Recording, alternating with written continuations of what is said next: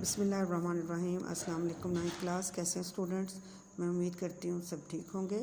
چلیں بیٹے اردو کی بک کھولیں جی۔ تو ہم الطاف حسین حالی کی حمد پڑھ رہے ہیں۔ آج اس کا ہم شعر نمبر 3 کی تشریح کریں گے۔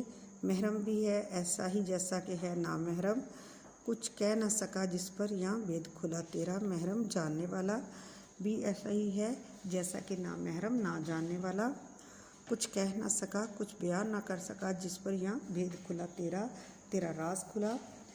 اللہ کو جاننے والا اور نہ جاننے والا بھی ایسا ہی ہے جس پر تیرا بھید کھلا، وہ بھی کچھ بیان کرنے سے قاصر ہے۔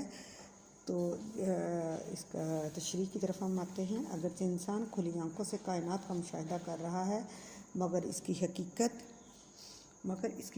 اور اصلیت کو پا لینا ہر کسی کے نصیب کی بات نہیں۔ اس کی قدرت کے شاہکار نمونے سورج، چاند اور ستاروں کو دیکھ رہا ہے، پھر بھی اندھیروں میں ہے لیل و نہار کی گردش، یعنی دن اور رات کی گردش۔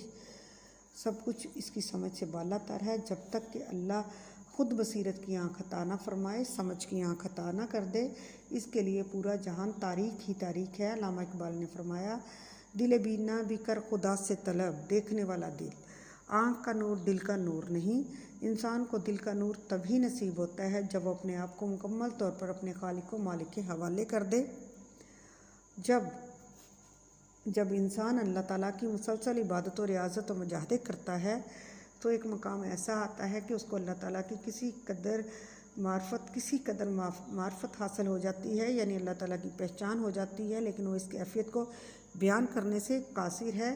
اس لیے حالی دعویٰ کر رہے ہیں کہ جس پر اللہ تعالیٰ کی حقیقت ظاہر ہوتی ہے وہ بھی اس کی شان کبریائی اور عظمت بیان کرنے سے قاصر رہتا ہے، کیونکہ عبادت و ریاضت سے قرب الہی تو حاصل ہو جاتا ہے، لیکن اس کائنات کے خالق و مالک کو مکمل طور پر سمجھنا اس کے بس کی بات نہیں۔